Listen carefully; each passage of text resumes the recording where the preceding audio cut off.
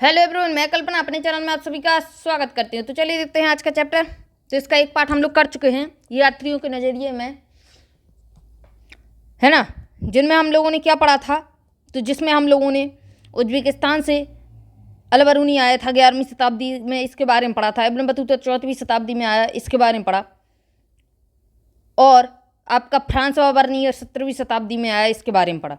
ये फ्रांस से आया था, इब्न बतूता मोरक्को से आया था, है ना। अल बरूनी आपका उज्बेकिस्तान, अल बरूनी 11वीं शताब्दी में, बतूता 14वीं, और फ्रांसवा बर्नियर 17वीं शताब्दी में आया था। तो ये सारी चीज़ें हम लोग पढ़ चुके हैं। चलिए देखते हैं इस टॉपिक को हमें कहाँ से देखना है, इस चैप्टर को हम लोगों को कहाँ से देखना है। तो ये भी फ्रांसवा बर्नियर हो चुका था, यहाँ से देखना था।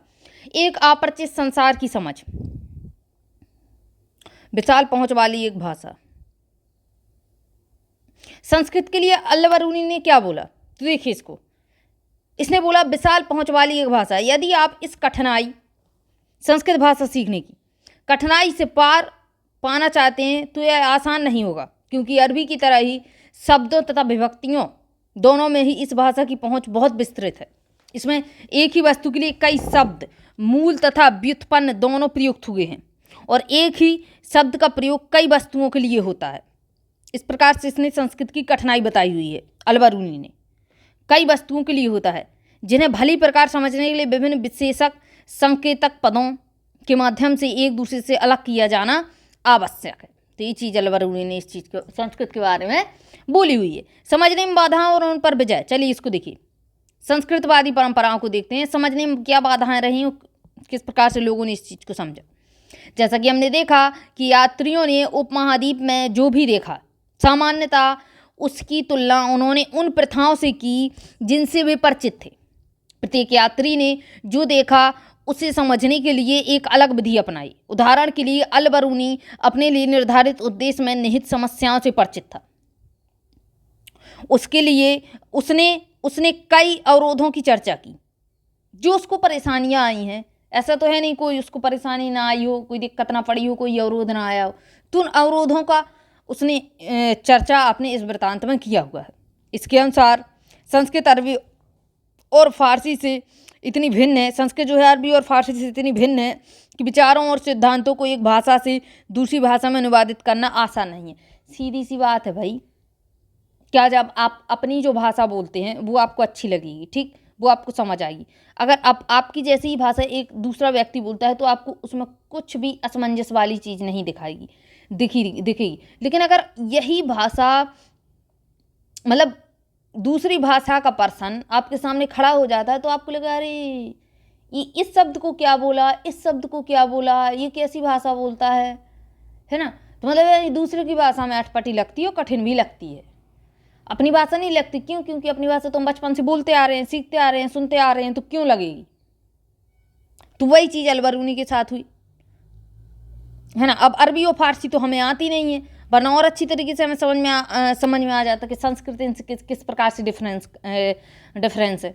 देखिए, उसके द्वारा चिन्हित दूसरा अवरोध धार्मिक अवस्था और प्रथा में भिन्नत था। पहला तो इसने भाषा को अवरोध बता दिया सीखने के लिए, और दूसरा अवरोध इसने बताया कि धार्मिक आस्थाएं जो हैं और प्रथा में भिन्नता जो है। इसके अनुसार तीसरा अवरोध अभिमान को बताया। यहाँ रोचक बात यह है कि इन समस्याओं की जानकारी होने पर भी अल बरूनी लगभग पूरी तरह से ब्राह्मणों द्वारा रचित कृतियों पर आश्रित था। उसने भारतीय समाज को समझने के लिए अक्सर वेदों, पुराणों, भगवत गीता, पतंजलि की कृतियां तथा मनुस्मृति आदि के अंश उद्धृत किए हैं, यानी इन्हीं चीज़ों का उपयोग किया है भारतीय इतिहास को जानने के लिए। अल बरूनी का जाति व्यवस्था का विवरण, इस चीज़ को देखिएगा। थोड़ी जाति व्यवस्था थी, तो जाति व्यवस्था जो 4 मड़ बताए गए हैं, ब्राह्मण, क्षत्रिय, आपके जो 4 मड़ बताए गए हैं, इस चीज को अल बरूनी ने क्या बोला। ब्राह्मण, क्षत्रिय, वैश्य और शूद्र, 4 आपके वर्ण बताए गए हैं। चलिए देखिए, अल बरूनी ने अन्य समुदायों में प्रतिरूपों की खोज के माध्यम से जाति व्यवस्था को समझने और व्याख्या करने का प्रयास किया। उसने लिखा कि प्राचीन फारस में 4 सामाजिक वर्गों को मान्यता थी। कौन कौन से थे? घुड़सवार और शासक वर्ग, दूसरा था आपका भिक्षु, और तीसरा था अनुष्ठानिक पुरोहित तथा चिकित्सक वर्ग, जो चौथा था खगोल शास्त्री तथा अन्य वैज्ञानिक, और अंत में कृषक तथा शिल्पकार वर्ग थे। दूसरे शब्दों में वह यह दिखाना चाहता था कि ये सामाजिक वर्ग केवल भारत तक ही सीमित नहीं है। इनके साथ ही उसने यह दर्शाया कि इस्लाम में सभी लोगों को समान माना जाता था और उनमें भिन्नताएं केवल धार्मिकता के पालन में थीं। इस्लाम में सबको समान माना जाता था, मतलब वर्गों में नहीं बटा हुआ था, सिर्फ धर्म के आधार पर लोगों को बांटा गया था। जाति व्यवस्था के संबंध में ब्राह्मणवादी व्याख्या को मानने के बावजूद अल बरूनी ने अपवित्रता की मान्यता को अस्वीकार किया।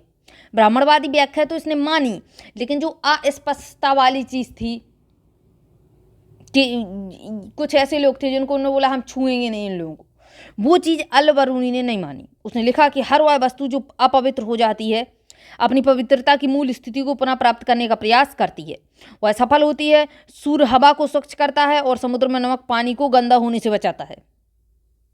समुद्र में जो नमक है वो पानी को गंदा होने से बचाता है। अल बरूनी जोर देकर कहता है कि यदि ऐसा नहीं होता पृथ्वी पर जीवन असंभव होता।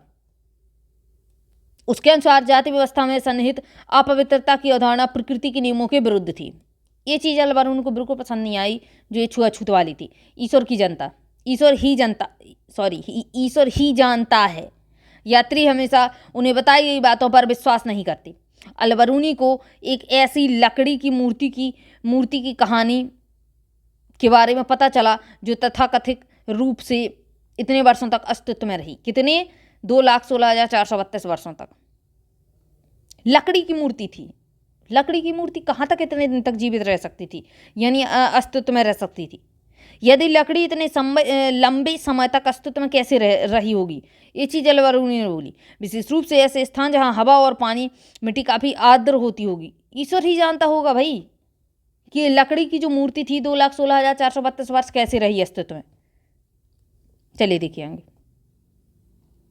बड़ व्यवस्था को देख लीजिए, जो अल बरूनी को बिल्कुल पसंद नहीं आई।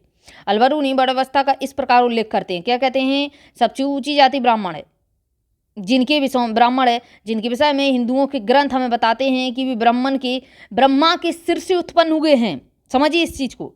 और क्योंकि ब्रह्म प्रकृति नामक शक्ति का ही दूसरा नाम है और सिर शरीर का सबसे ऊपरी भाग होता है, इसलिए ब्रह्म पूरी प्रजाति के ब्राह्मण जो है पूरी प्रजाति के सबसे चुनिंदा भाग ऊपर वाले भाग में आते हैं। इसी कारण से हिंदू उन्हें मानव जाति में सबसे उत्तम मानते हैं, ब्राह्मणों को। क्यों? क्योंकि इन लोगों का मानना है कि ब्राह्मण जो है ब्रह्मा के सिर से उत्पन्न हुए हैं और सिर शरीर का सबसे ऊपरी भाग है। अगली जाति ये क्षत्रिय है, जिनका सृजन ऐसा कहा जाता है कि ब्राह्मण के कंधों और हाथों से हुआ है। ब्रह्मा के कंधों और हाथों से हुआ है। उनका दर्जा ब्राह्मणों से अधिक नीचे नहीं है, बराबरी से ही है लगभग। उनके पश्चात वैश्य आते हैं, जिनका उद्भव ब्रह्मा की जंघाओं से हुआ है। शूद्र, जिनका सृजन उनके चरणों से हुआ है। अंतिम दो वर्गों के बीच अधिक अंतर नहीं है। पहले दो वर्गों के बीच अधिक अंतर नहीं है, लेकिन इन वर्गों के बीच भिन्नता होने पर भी ये एक साथ एक ही शहरों और गाँवों में रहते हैं, समान घरों और आवासों में मिलजुल कर। तो ये चीज़ बताई गई है कि किस प्रकार से वर्ण व्यवस्था ब्राह्मणों ने की हुई है। ब्राह्मणों ने खुद को बताया हुआ है कि भाई हम ब्रह्मा के सिर से उत्पन्न हुए लोग हैं। बताइए कैसी मतलब चीज़ें लिखी हुई हैं ग्रंथों में। चलिए आगे देखिए। जैसा कि हमने देखा कि जाति व्यवस्था के विषय में अल बरूनी का विवरण उनकी नियामक संस्कृत ग्रंथों के अध्ययन से पूरी तरह से गहनता से प्रभावित था। इन ग्रंथों में ब्राह्मणों के दृष्टिकोण से जाति व्यवस्था को संचालित करने वाले नियमों का प्रतिपादन किया गया था, लेकिन वास्तविक जीवन में यह व्यवस्था इतनी भी कड़ी नहीं थी। उदाहरण के लिए अंत्यज शाब्दिक रूप से व्यवस्था से अलग चीजें। अंत्यज नामक श्रेणियों में सामान्यता यह अपेक्षा की जाती थी कि वे किसानों और जमींदारों के लिए सस्ता श्रम उपलब्ध कराएं। दूसरे शब्दों में, हालांकि ये अक्सर सामाजिक प्रताड़ना का शिकार होते थे, फिर भी इन्हें आर्थिक तंत्र में शामिल किया जाता था। इब्न बतूता तथा अनजाने को जानने की उत्कंठा। अब देखना है इसको। देखिए इब्न बतूता क्या करता था। देखिए मानव शरीर जैसे गिरिदार फल किसकी बात कर रहा है पता है आपको? नारियल की बात की है इसने। देखिए नारियल का वर्णन इब्न बतूता इस प्रकार करता है। ये वृक्ष स्वरूप से सबसे अनोखे एवं प्रकृति में सबसे विस्मयकारी वृक्षों में से एक है। ये हूबहू खजूर के वृक्ष जैसा दिखता है। नारियल के पेड़ को बोल रहा है।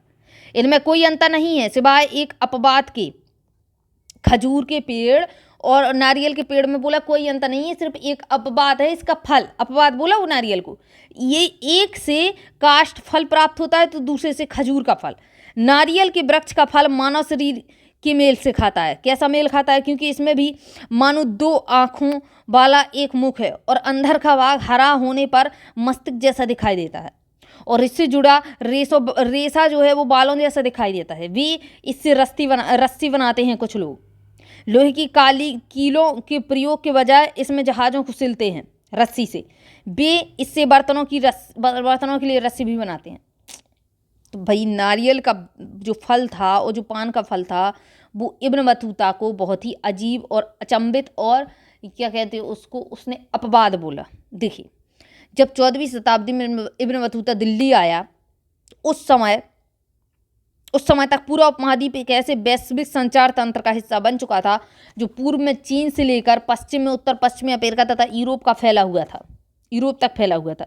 जैसा कि हमने देखा इब्न बतूता ने स्वयं इन क्षेत्रों में बड़े पैमाने पर यात्रा की, पवित्र पूजा स्थलों को देखा, विद्वान लोगों तथा शासकों के साथ समय बिताता, कई बार काजी के पद पर रहा तथा शहरी केंद्रों की विश्ववादी संस्कृति का उपभोग किया, जहाँ अरबी, फारसी, तुर्की तथा अन्य भाषा बोलने वाले लोग विचारों, सूचनाओं तथा उपाख्यानों का आदान प्रदान करते थे।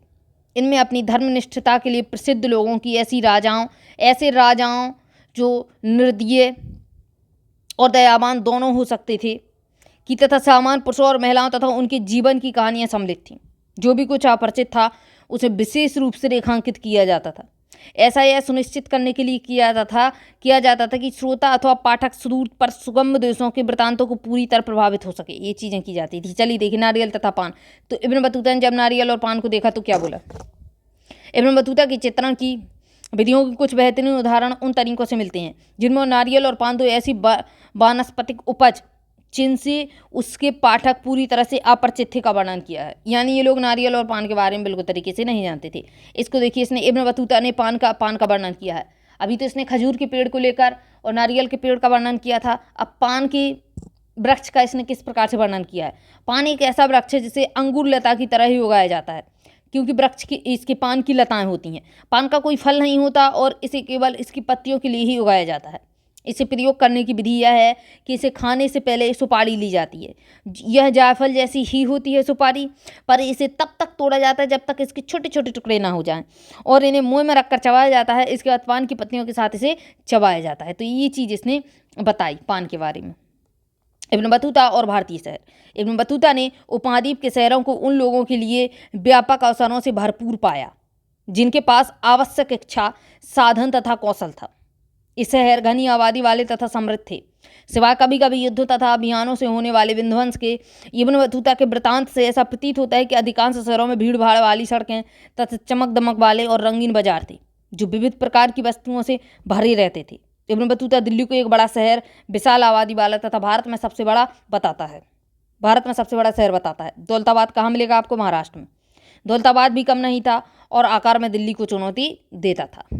जैसे अब बात करें दिल्ली, मुंबई, इसी प्रकार से दौलताबाद दिल्ली रहा होगा। दिल्ली बोला जाता था दिल्ली को, है ना। दिल्ली जैसे तत्कालीन ग्रंथों में अक्सर दिल्ली नाम से उद्धृत किया गया है का वर्णन इब्न बतूता कुछ इस प्रकार से करता है। दिल्ली बड़े क्षेत्र में फैला घनी आबादी वाला शहर था। शहर के चारों ओर बनी प्राचीर अतुलनीय थी। प्राचीर दीवार की चौड़ाई 11 हाथ की थी। बताइए, चौड़ाई 11 हाथ की थी। एक हाथ लगभग 20 इंच के बराबर था।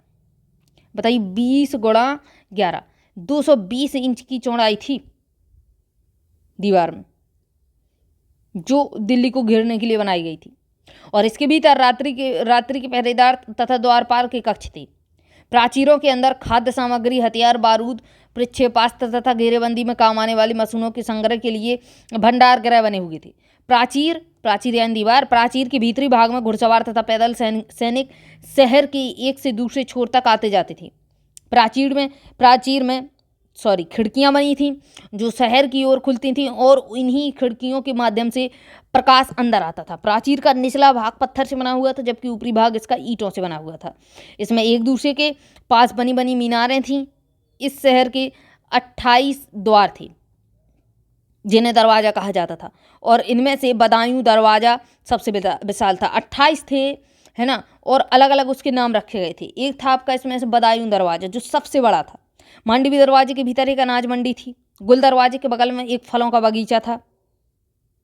इसमें यानी दिल्ली शहर में एक बेहतरीन कब्रगाह थी, जिनमें बनी कब्रों के ऊपर गुम्मद बनाई जाती थी, और जिन कब्रों पर गुम्मद नहीं, ये चीज़ें रहीं। बस्ती की किलेबंदी की दीवारें बताएगी, ये बड़ी ऐसी ये दीवारें बनती थी इस प्रकार से। चलिए देखिए आगे, इसको देखेंगे, देखिए इधर पे आगे। बाजार मात्र आर्थिक विनियमन के स्थान ही नहीं थे, बल्कि ये सामाजिक तथा आर्थिक गतिविधियों के केंद्र भी थे। अधिकांश बाजारों में एक मस्जिद तथा एक मंदिर होता था, और उनमें से कम कुछ में तो नृतकों, संगीतकार तथा गायकों के सार्वजनिक प्रदर्शन के लिए स्थान भी चिन्हित थे। हालांकि इब्न बतूता की शहरों की समृद्धि का वर्णन करने में अधिक रुचि नहीं थी। इतिहासकारों ने उसके वृत्तांत का प्रयोग यह तर्क देने में किया कि शहर अपनी संपत्ति का एक बड़ा भाग गांव से अधिशेष के अधिग्रहणों से प्राप्त करते थे। इब्न बतूता ने पाया कि भारतीय कृषि में इतना अधिक उत्पादनकारी होने का कारण मिट्टी का उपजाऊपन है, जो किसानों के लिए वर्ष में 2 फसलें उगाना संभव करता है। जो मिट्टी का उपजाऊपन है वो एक साल में 2 फसलें उगा देता है इंडिया में। उसने यह भी ध्यान दिया कि उपमहाद्वीप व्यापार और वाणिज्य में अंतर एशियाई तंत्रों से भली भांति जुड़ा हुआ था। भारतीय माल की मध्य तथा दक्षिण पूर्व एशिया दोनों में बहुत मांग थी, जिससे शिल्पकारों तथा व्यापारियों को भारी मुनाफा होता था। भारतीय कपड़ों, विशेष रूप से सूती कपड़ा, महीन मलमल, भारत का रेशम, जरी, साटन की अत्यधिक मांग थी। भारत की थी ये चीज़ें। इब्न बतूता हमें बताता है कि महीन मलमल की कई किस्में इतनी अधिक महंगी थी कि उन्हें अमीर वर्ग की तथा बहुत धनाढ्य लोग ही पहन सकते थे, हर लोग नहीं खरीद सकता था। बाजार में संगीत, इसको पढ़ लेना, बाजार में संगीत क्या है। चलिए देखिए आगे। संचार की एक अनूठी प्रणाली, पहले इसको देख लेते हैं। एक विचित्र देश, 1440 के दशक में लिखा गया अब्दुर रज्जाक का यात्रा वृत्तांत। अब्दुर रज्जाक ने लिखा। संवेगों और अवबोधन का एक रोचक मिश्रण था। एक और केरल में कालीकट, आधुनिक कोझिकोड बंदरगाह पर उसने जो देखा उसे प्रशंसनीय नहीं माना। यहाँ ऐसे लोग बसे हुए थे जिनकी कल्पना मैंने कभी भी नहीं की। इन लोगों को उसने एक विचित्र देश बताया। कालांतर में अपनी भारत यात्रा के दौरान वह मंगलोर आया, रज्जाक, और पश्चिमी घाट को पार किया। यहाँ उसने एक मंदिर देखा जिसने उसे प्रशंसा से भर दिया।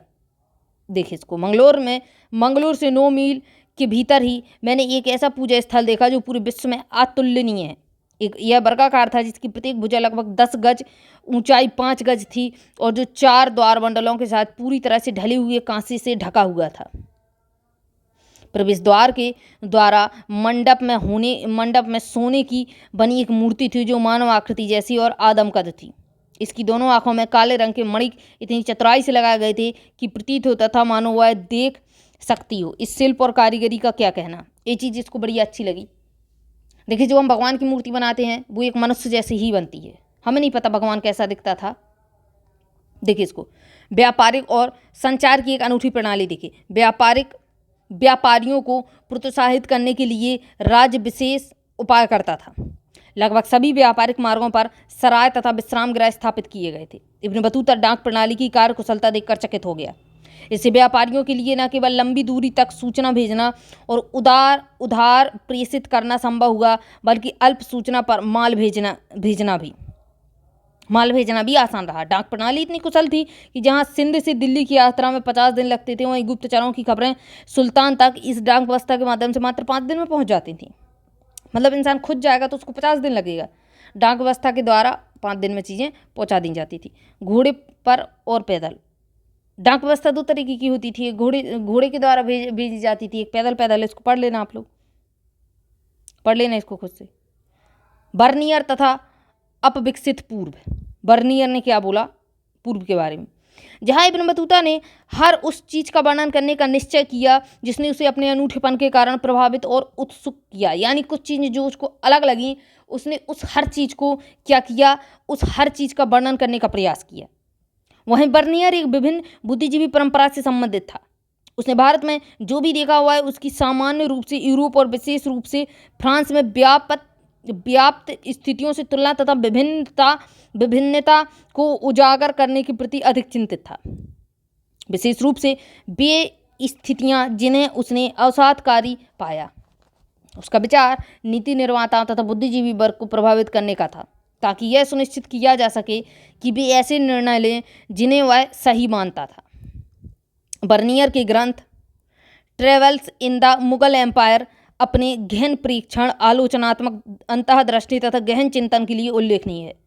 उसके वृत्तांत में की गई चर्चाओं में मुगलों के इतिहास को एक प्रकार के वैश्विक ढांचे में स्थापित करने का प्रयास किया गया। वह निरंतर मुगलकालीन भारत की तुलना तत्कालीन यूरोप से करता रहा।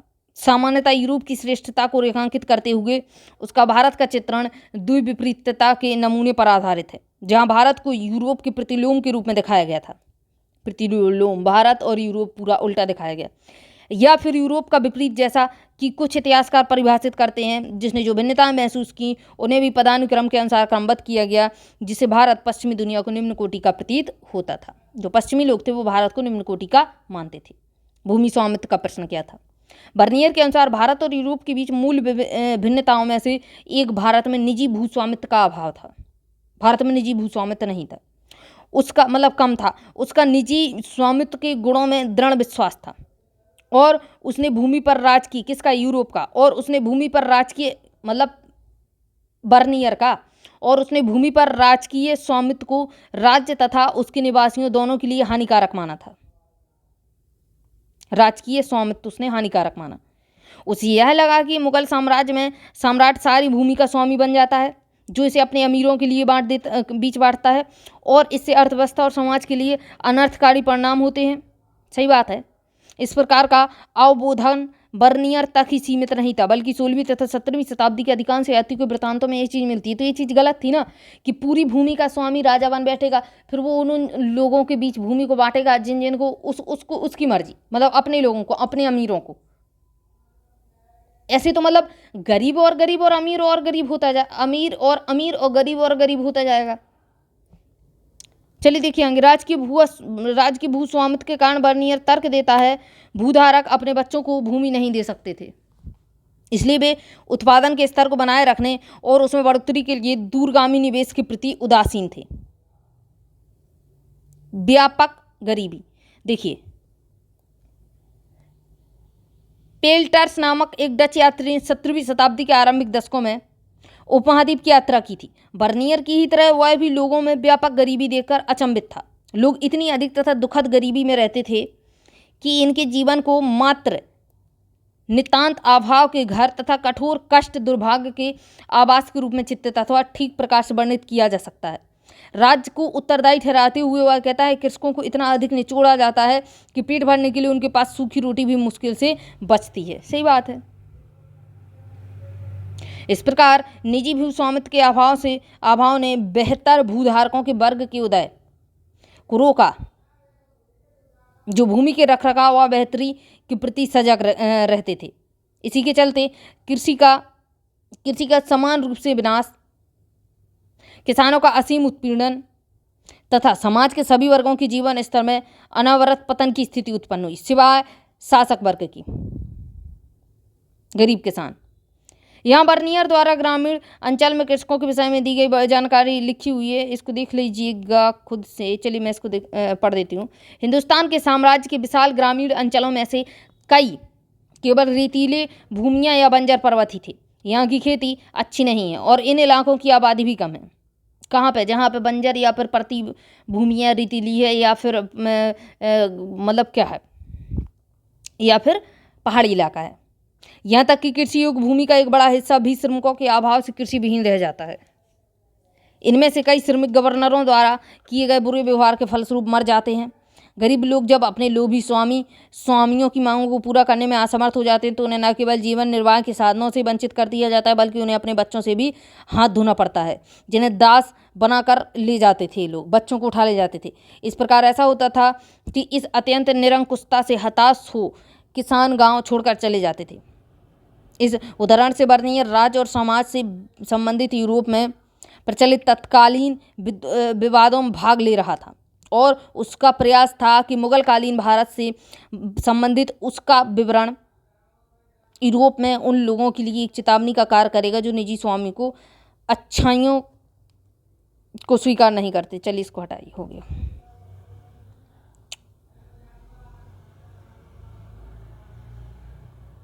एक मिनट देखते हैं इसमें कितना बचा हुआ है। चैप्टर, काफ़ी चैप्टर बचा हुआ है, चलिए इसको जल्दी जल्दी देख लेते हैं। इसी के विस्तार के रूप में बर्नियर भारतीय समाज को दरिद्र लोगों के समरूप जनसमूह से बना वर्णित करता है, जो एक बहुत अमीर तथा शक्तिशाली शासक वर्ग जो अल्पसंख्यक होते थे वे बहुत अधीन बनाया जाता था, कि बहुत अधीन बनाया जाता था। मतलब जो समाज का बड़ा वर्ग है और जो दूसरा आपका गरीब वर्ग है उसको बहुत ज़्यादा उसके अधीन कर दिया जाता था शासक वर्गों के। गरीबों में सबसे गरीब तथा अमीरों में सबसे अमीर व्यक्ति के बीच नाम मात्र को भी कोई सामाजिक समूह या वर्ग नहीं था। बर्नियर बहुत विश्वास से कहता है कि भारत के मध्य की स्थिति वाले लोग ने, मतलब मिडिल क्लास फैमिली नहीं थी उस समय पर भारत में, ये बोला है बर्नियर ने, कि या तो अमीर ही अमीर हैं या फिर बहुत ज़्यादा गरीब हैं, इतने ज़्यादा गरीब हैं कि उसको नमक रोटी भी खाना मुश्किल पड़ जाता था। तो बर्नियर ने मुगल साम्राज्य को इस रूप में देखा, इसका राज भिखारियों को क्रूर लोगों का राजा था। क्या बोला इसने? इसका राजा भिखारियों और क्रूर लोगों का राजा था। इसके शहर और नगर विनष्ट तथा खराब हवा से दूषित थे। इसने मुगल साम्राज्य के बारे में बोला है। और इसके खेत झाड़ीदार तथा घातक दलदल से भरे हुए, और इसका मात्र एक ही कारण था, राजकीय भूस्वामित्व। इसने सीधी सी बात है, राजकीय भूस्वामित्व पर इसने नज़र डाल ली, उसी चीज़ से इसने हर चीज़ को रिलेट किया। आश्चर्य की बात यह है कि एक भी सरकारी मुगल दस्तावेज यह इंगित नहीं करता कि राज्य ही भूमि का एकमात्र स्वामी था। उदाहरण के लिए 16वीं शताब्दी में अकबर के काल का सरकारी इतिहासकार अबुल फजल किसके दरबार में था? अकबर के। भूमि राजस्व का पारिश्रमिक बताता था, जो राजा द्वारा अपनी प्रजा को सुरक्षा प्रदान करने के बदले की मांग प्रतीत होती थी, ना कि अपने स्वामित्व वाली भूमि पर लगान। ये क्या कहते थे कि हम ये जो भूमि हमारी है उसकी हम लगान नहीं मांग रहे हैं, हम तो प्रजा को सुरक्षा देने के लिए ये चीज़ मांग रहे हैं, है ना। ऐसा संभव है कि यूरोप यात्री ऐसी मांगों को लगान मानते थे, क्योंकि भू राजस्व की मांग अक्सर बहुत अधिक होती थी, लेकिन असल में यह ना तो लगान थी और ना ही भूमि कर था, बल्कि उपज पर लगने वाला कर था।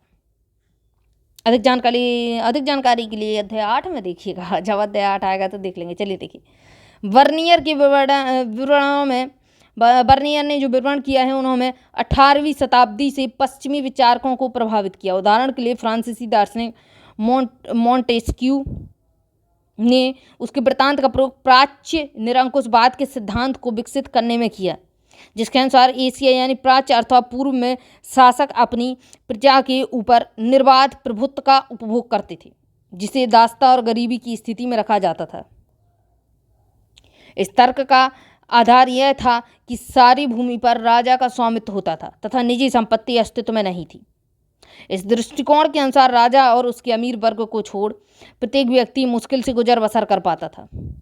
19वीं शताब्दी में कार्ल मार्क्स ने इस विचार को एशियाई उत्पादन शैली के सिद्धांत के रूप में और आगे बढ़ाया। उसने यह तर्क दिया कि भारत तथा अन्य एशियाई देश, भारत में उपनिवेशवाद से पहले अधिशेष का अधिग्रहण राज्य द्वारा होता था। इससे एक ऐसे समाज का उद्भव हुआ जो बड़ी संख्या में स्वायत्त था तथा समतावादी ग्रामीण समुदायों से बना हुआ था। अंग देखिए, इन ग्रामीण समुदायों पर राजकीय दरबार का नियंत्रण होता था, और जब तक अधिशेष आपका कर होता है, जब तक अधिशेष की आपूर्ति निर्विघ्न रूप से जारी रहती थी, इनकी स्वायत्तता का सम्मान किया जाता था। यह एक निष्क्रिय प्रणाली मानी जाती थी। अंग देखिए, जैसा कि हम देखेंगे, ग्रामीण समाज का यह चित्रण सच्चाई से बहुत दूर था, बल्कि 16वीं और 17वीं शताब्दी में ग्रामीण समाज में चारित्रिक रूप से बड़े पैमाने पर सामाजिक और आर्थिक विभेद था। एक और बड़े जमींदार थे जो भूमि पर उच्च अधिकारियों का उपभोग करते थे। दूसरी ओर अस्पष्ट भूमिहीन श्रमिक थे। एक बड़ा वर्ग था, एक बिल्कुल निचला वर्ग।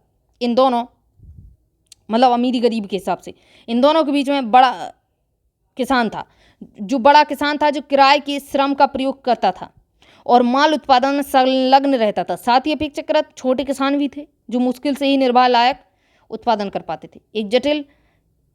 एक अधिक जटिल सामाजिक सच्चाई, ये सोने की चम्मच दिखाई गई है।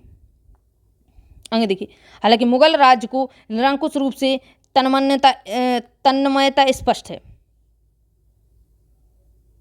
निरंकुश रूप देने की तन्मयता स्पष्ट है, लेकिन उसके विवरण कभी कभी एक अधिक जटिल सामाजिक सच्चाई की ओर इशारा करते हैं। उदाहरण के लिए वह कहता है कि शिल्पकारों के पास अपने उत्पादों को बेहतर बनाने के लिए कोई प्रोत्साहन नहीं था, क्योंकि मुनाफे का अधिग्रहण राज्य द्वारा किया जाता था, इसलिए उत्पादन हर जगह पतोन्मुख था। देखिए, इंसान कमाएगा और पूरी कमाई अगर कोई ले ले, या मतलब लगभग 90% ले ले, आपके पास 10% ही बचे, तो फिर आप उस उत्पादन को बढ़ाने की कोशिश क्यों करेंगे? आप काम और अच्छा करने की कोशिश क्यों करेंगे? क्योंकि आपकी कमाई तो आपके हाथ में नहीं रहने वाली, सीधी सी बात है ना। साथ ही वह यह भी मानता था कि पूरे विश्व में बड़ी संख्या में बहुमूल्य धातुएं भारत में आती थीं, क्योंकि उत्पादों का सोने और चांदी के बदले निर्यात होता था। सोने और चांदी के बदले निर्यात होता था। वह एक समृद्ध व्यापारी समुदाय जो लंबी दूरी के विनिमय से संलग्न था के अस्तित्व को भी रेखांकित करता है। इसने व्यापार पर काफ़ी नज़र डाली।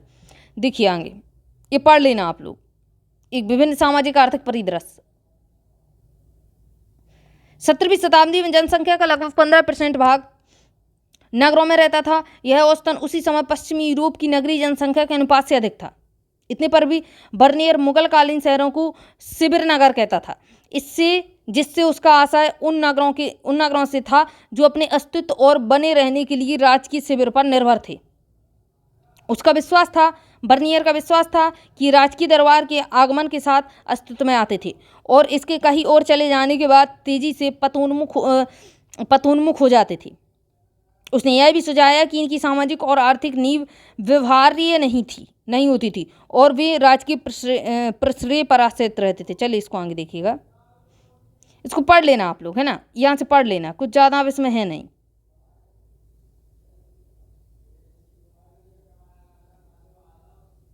अब इस चीज को देख लेते हैं। महिलाएं, दासियां, सती तथा श्रमिक। जिन यात्रियों ने अपने लिखित वृत्तांत छोड़े वे सामान्यतः पुरुष थे, जिन्हें उपमहाद्वीप में महिलाओं की स्थिति का विषय रुचिकर और कभी कभी जिज्ञासापूर्ण लगता था कि महिलाओं की स्थिति क्या थी उस समय पर। कभी कभी वे सामाजिक पक्षपात को सामान्य परिस्थिति मान लेते थे। उदाहरण के लिए बाजारों में दास किसी भी अन्य वस्तु की तरह खुलेआम बेचे जाते थे। दासों को ऐसे खड़ा कर दिया जाता था और बेच दिया जाता था, और नियमित रूप से भेंट स्वरूप दिए जाते थे, एक गिफ्ट के रूप में भी दे दिए जाते थे दास। जब इब्न बतूता सिंध पहुंचा तो उसने सुल्तान मोहम्मद बिन तुगलक के लिए भेंट स्वरूप घोड़े, ऊंट तथा दास खरीदे थे। जब वह मुल्तान पहुंचा तो उसने गवर्नर को किशमिश के बादाम के साथ एक दास और एक घोड़ा गिफ्ट किया। इब्न बतूता बताता है कि मोहम्मद बिन तुगलक नासरुद्दीन नामक धर्म उपदेश के प्रवचन से इतना प्रसन्न हुआ कि उसे 1 लाख टके में इसने खरीदा तथा 200 दास दे दिए। 1 लाख टका और 200 दास दे दिए। टका चलता था उस समय पर। इब्न बतूता के विवरण से प्रतीत होता है कि दासों में काफ़ी विभेद था। सुल्तान की सेवा में कार्यरत कुछ दासियां संगीत और गायन में निपुण थीं और इब्न बतूता सुल्तान की बहन की शादी के अवसर पर उनके प्रदर्शन से खूब आनंदित हुआ। सुल्तान अपने अमीरों पर नज़र रखने के लिए दासियों को भी नियुक्त करता था। दासों को सामान्यतः घरेलू श्रम के लिए ही इस्तेमाल किया जाता था और इब्न बतूता ने इनकी सेवाओं को पालकी या डोले में पुरुषों और महिलाओं को ले जाने में विशेष रूप से अपरिहार्य पाया। दासों की कीमत विशेष रूप से उन दासियों की जिनकी आवश्यकता घरेलू श्रम के लिए थी बहुत कम होती थी, और अधिकांश परिवार जो उन्हें रख पाने में समर्थ थे कम से कम 1 या 2 को ही रखते थे, ज़्यादा को नहीं रखते थे दासियों को। चल देखेंगे, सभी समकालीन यूरोपीय यात्रियों तथा लेखकों के लिए महिलाओं से किया जाने वाला बर्ताव अक्सर पश्चिमी तथा पूर्वी समाज के बीच भिन्नता का एक महत्वपूर्ण संकेतक माना जाता है। इसलिए यह आश्चर्यजनक बात नहीं है कि बर्नियर ने सती प्रथा को विस्तृत विवरण के लिए चुना। इसने सती प्रथा का विस्तृत विवरण किया, अभी हम देखेंगे थोड़ा। उसने लिखा कि हालांकि कुछ महिलाएं प्रसन्नता से मृत्यु को गले लगा लेती थीं, अन्य को मरने के लिए बाध्य किया जाता था। हर महिला को मरना पसंद नहीं था ना, लेकिन महिलाओं का जीवन सती प्रथा के अलावा कई और चीज़ों के चारों ओर भी घूमता था।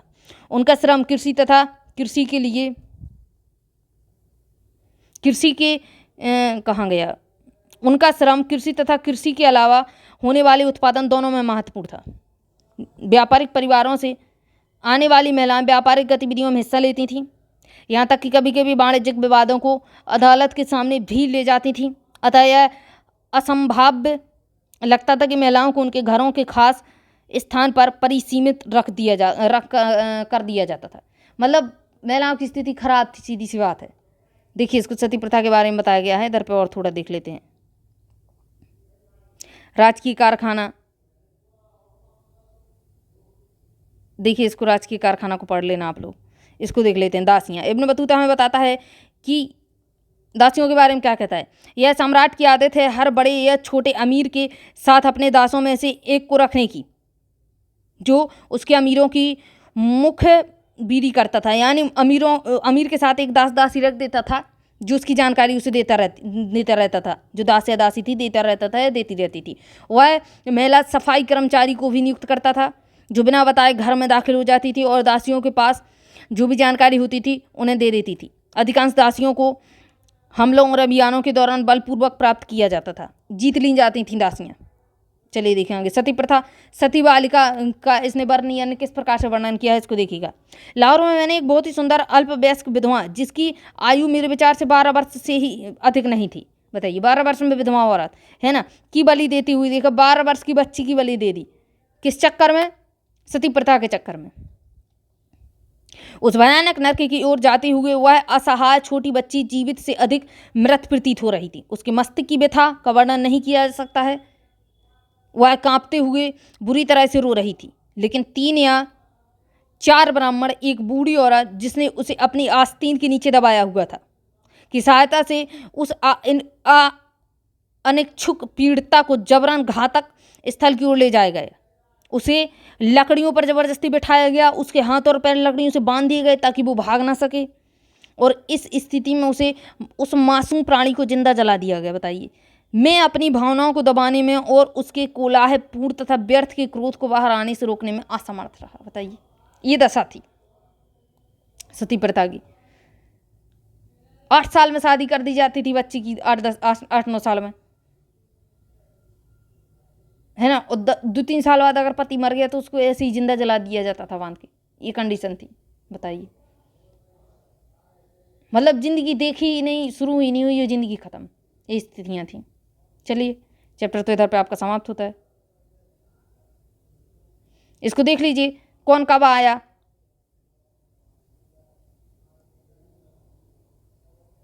चलिए, यहाँ से आपके चैप्टर समाप्त होता है, क्वेश्चन आंसर आ गया। चलिए मिलते हैं अब दूसरे चैप्टर के साथ। तब तक के लिए जय हिंद, जय भारत।